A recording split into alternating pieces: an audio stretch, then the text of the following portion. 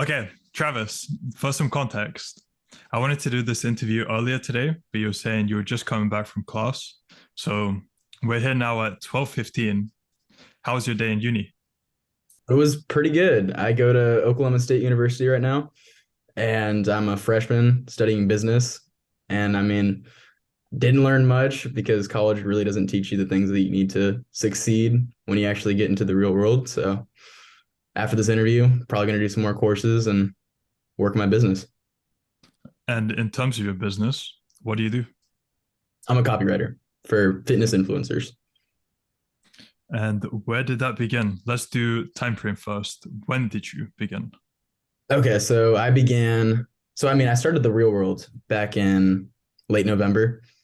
And I started out with the ecom platform. And I went with it for a while, but didn't really like the business model that much. It's sending products from China, whatever.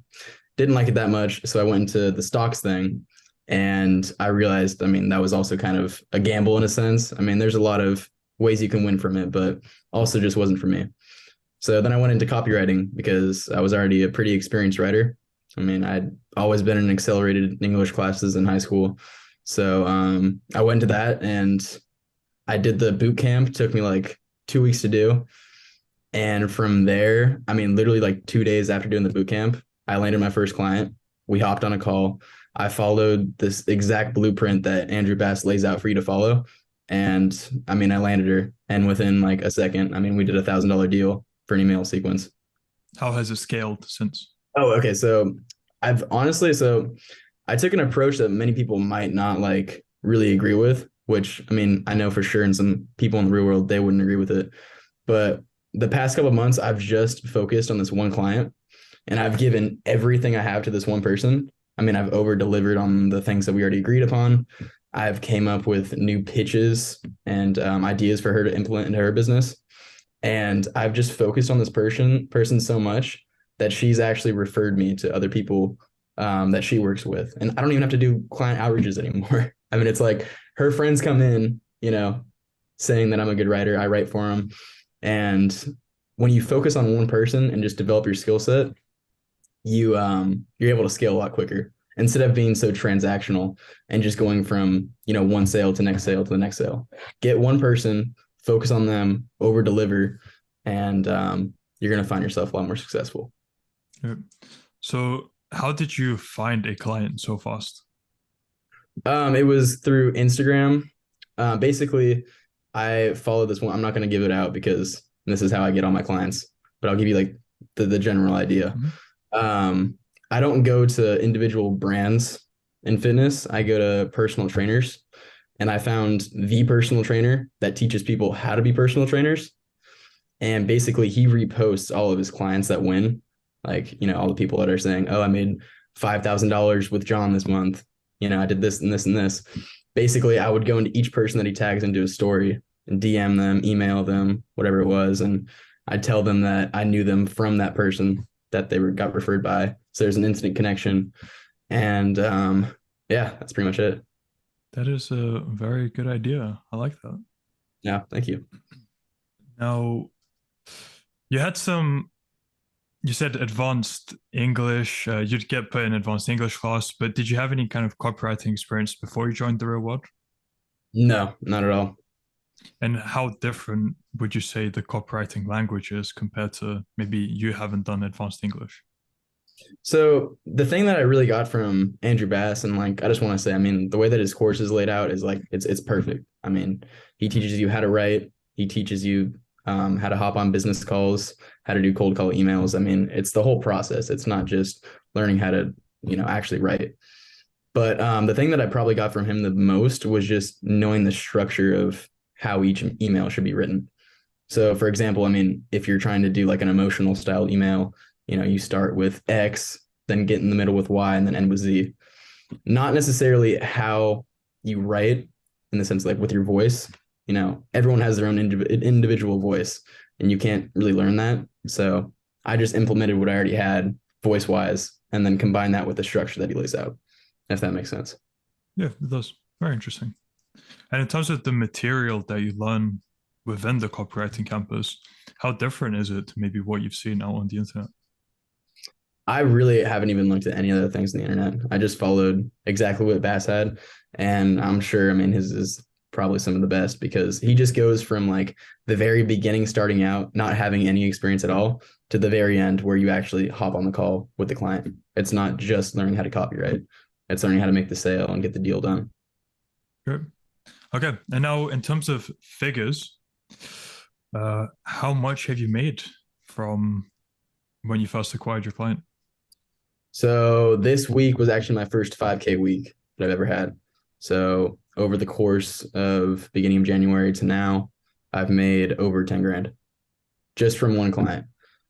So like I said, I mean, you can do the thing where you just go from client to client and you just act transactional, or you can get one person where you have a recurring deal and then just focus on them and over deliver on what you're already doing.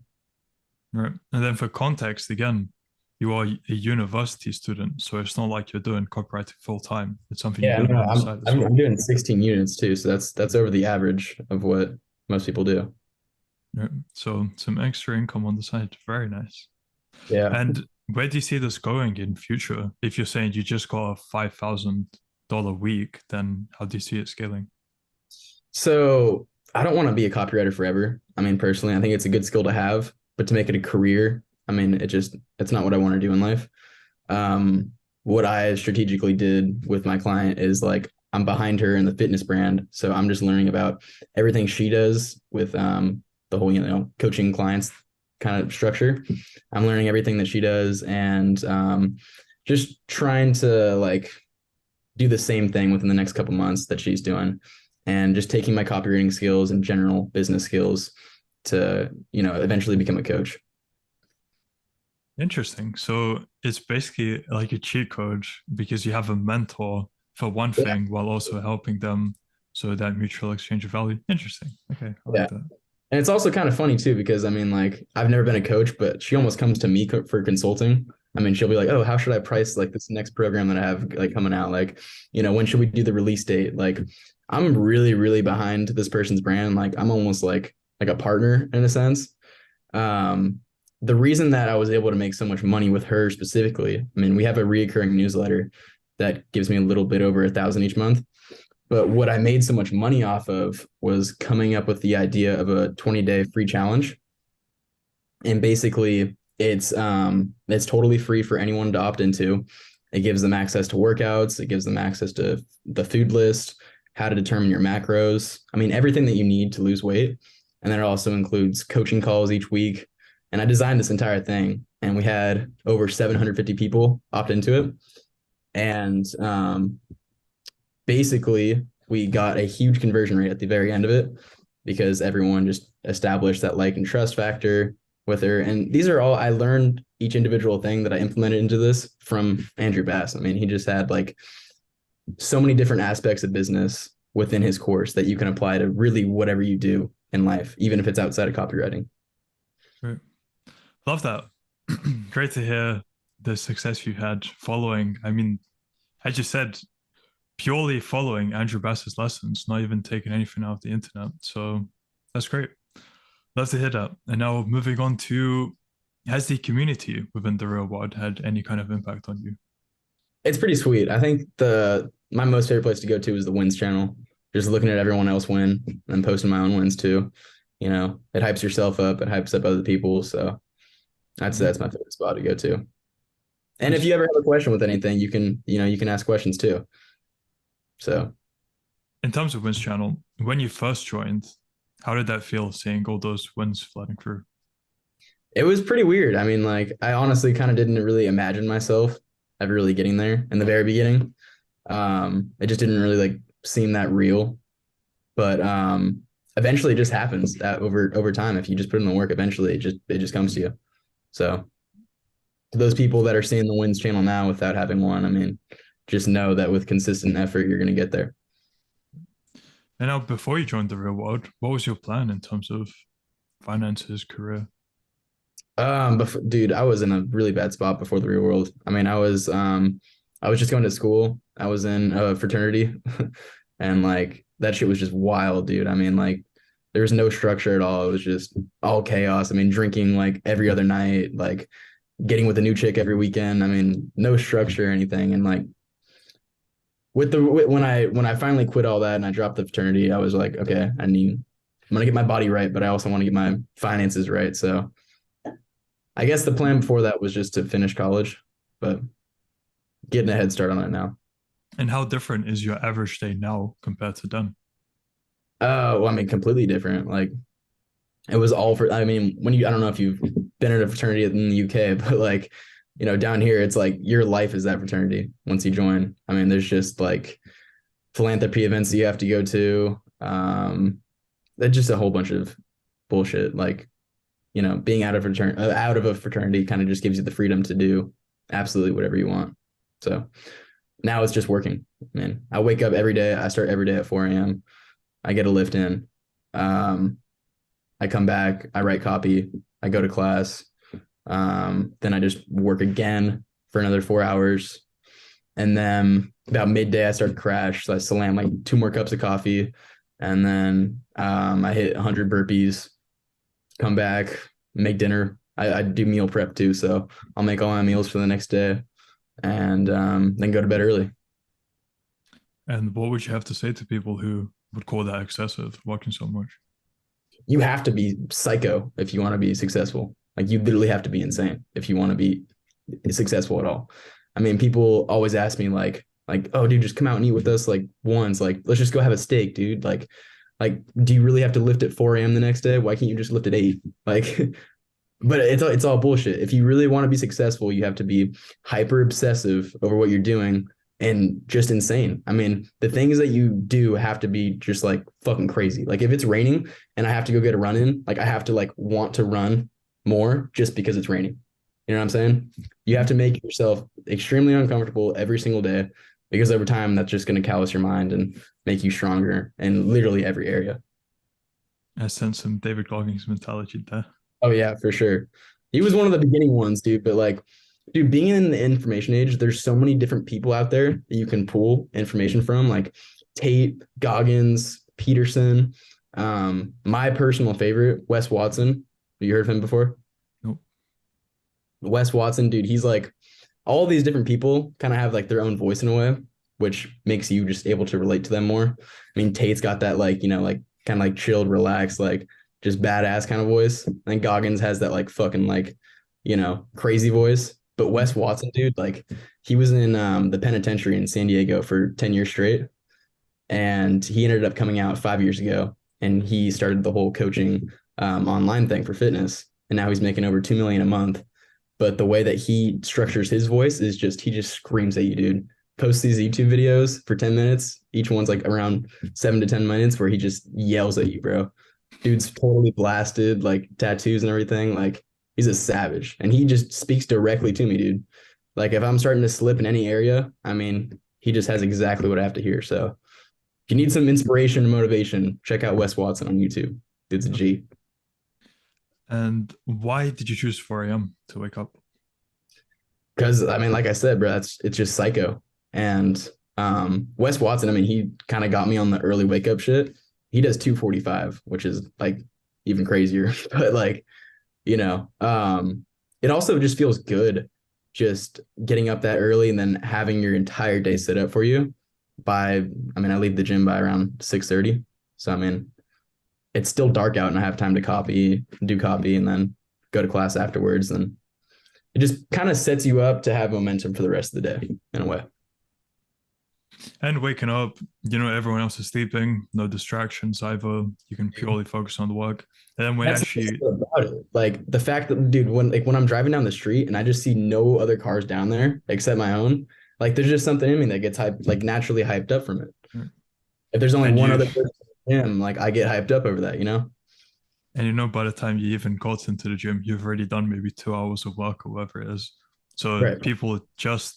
And then after the gym, you might go into university and people going in had just woken up maybe 10 minutes before and rushed in, and you've already done so much of your day. And that's the best part, dude. I feed off that shit. When I see people that are just like still in their fucking pajamas going to class, like I feed off that and it makes me even more excited and just more hyped up to do more shit because I know that I'm already so ahead of them.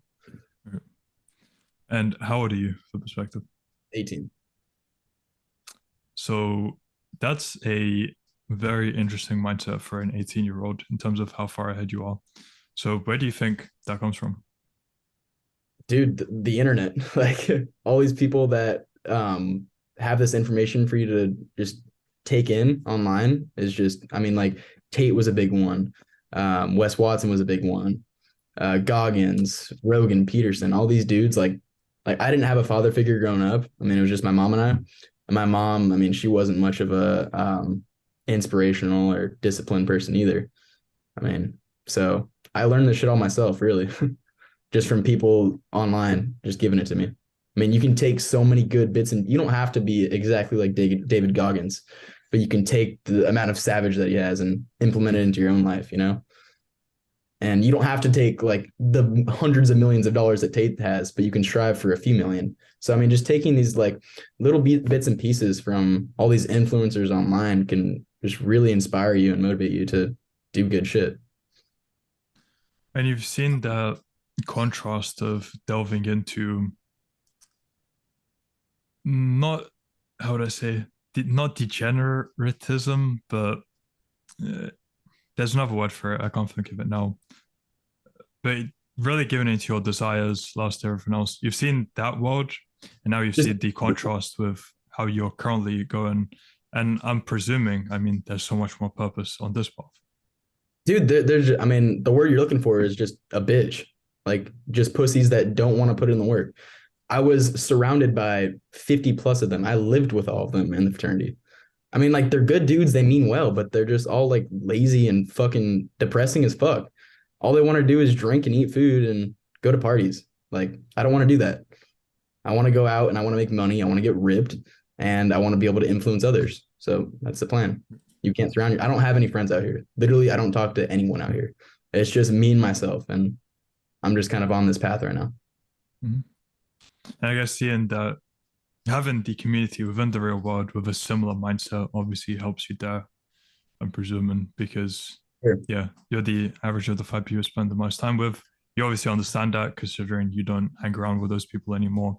Yeah. So seeing other people winning within the real world obviously should be a feedback loop of contributing to your wins as well. Correct? Def- Definitely. Feels good to know that you're not the only one out there. Right. Okay, now moving on to what would you say was the biggest challenge you faced when first starting out in the copywriting campus? Um, I was pretty nervous for the first sales call. I'm not gonna lie. I was just worried that I didn't have any sales ability or anything, and that I would fuck up and they would think I didn't know what I was doing. But really, if you just believe in your product and what you're selling, and you just, I mean, you know it from like top page to bottom. I mean, you're able to sell whatever you need. And I was honestly so unprepared too, bro. Like, I didn't even come in with pricing. Like, we started the Zoom call and I pitched my entire idea. And then midway through, I'm like, fuck, dude, I didn't even think about how much I'm going to charge her. So on the spot, she's like, okay, and how much is all this going to cost? And I'm like, $1,000. And she was like, all right. So, I mean, like, it's just a learning process, bro. Like, you're going to suck with everything in the very beginning. I mean, I still do. It's all still so new to me. But the biggest thing is like you can't spend your entire time in the real world going through courses and shit. You actually have to get out there and like apply. You know, I can't spend every day because my time is valuable. I can't spend every single day writing a free piece of copy for someone to review and then for me to get feedback on. I mean, I've got to like just go out there and find new clients, write shit for the person that I already have. And you just really have to prioritize your time and start applying and your education rather than just, you know, absorbing more. Right. But in terms of absorbing more, what would you say have been the three biggest lessons you learned from your time in the real world? I mean, I would say learning how to actually structure your copy. So, you know, like putting X here, Y here, Z there is super big because I mean, like I said, I've implemented my own voice into all my copy. That's something you can't learn. The second thing would be probably the entire sales side to it. You know, the analogy that Andrew Bass uses when you hop on a sales call is to act like you're a doctor going into it and almost like you're prescribing them, you know, some type of medicine. And that medicine is what you're trying to offer. And that in a way kind of helped me before going into that call. And then the other thing would just honestly be like just knowing that making money isn't impossible. I mean, like everyone does it every single day, and it's a very, very possible thing for you to do too if you actually apply yourself. Yeah, there's so many ways of making money on the internet that even 6 months ago I wouldn't have known about. I didn't even know what copywriting was when I first started. Yeah. Like, I mean, and here I am, like 2 months later, making over 2 grand in the course of 2 months. So, Where do you see your life heading in maybe 6 months to 1 year, considering you're on this trajectory now? I mean, like I said, I don't want to continue copywriting forever. Within, by June, I'm going to start my own fitness coaching thing, Right, and I'm gonna be able to apply my copywriting skills that I've learned into that. But overall, I mean, writing on a computer, it's a great way. If some people like it, more power to them. But like, I can't do that for the rest of my life. But it's making me a lot of money within this times to be able to invest into programs that are going to be able to teach me the things that I actually want to learn. Mhm. And it's interesting that even though you don't particularly enjoy it and don't want to do it in future in terms of career path, you still put in so much time into it to the Yeah, point for where sure. you've made a good amount of money from it. So that's Definitely. definitely good work ethic, discipline, everything there. Now, for my final question, for people who have listened to this interview and they're still thinking, well, what if the real world is a scam, right? For $49 a month. What advice would you have to them? It's, I mean, there's no better investment than investing in yourself, is the way I look at it. I mean, $49, I mean, once you actually start making money in the real world, which you will, if you actually do opt into it, $49 isn't shit to you. I mean, and like it's really not. I'm not even at the point where I can like really be saying that, but $49 in retrospect for a month of all the value you're about to receive is like they should be making it more, in my opinion. $50 is nothing. And I mean, you can take myself as an example. You can look through all past 90 interviews that you've had. I mean, people make money. It's a real thing. It's not a scam. Right. So, great answers, great interview. For people who want to find out more about you or contact you, where can they do so? Find me on Instagram, Travis with two S's, Blackburn, Blackburn. If you're struggling in the copywriting fitness industry, hit me up. I have some ideas for you to use. I'll tell you all about my 20-day free challenge that made me over $4,000 in 20 days. Just text me. I'll literally give it to you for free. Beautiful. Okay, Travis, I look forward to doing a follow up with you in, let's say, 3 months or so, just to see how things have scaled for you. Oh, And yeah. until then, I wish you all the best. Sounds good, man.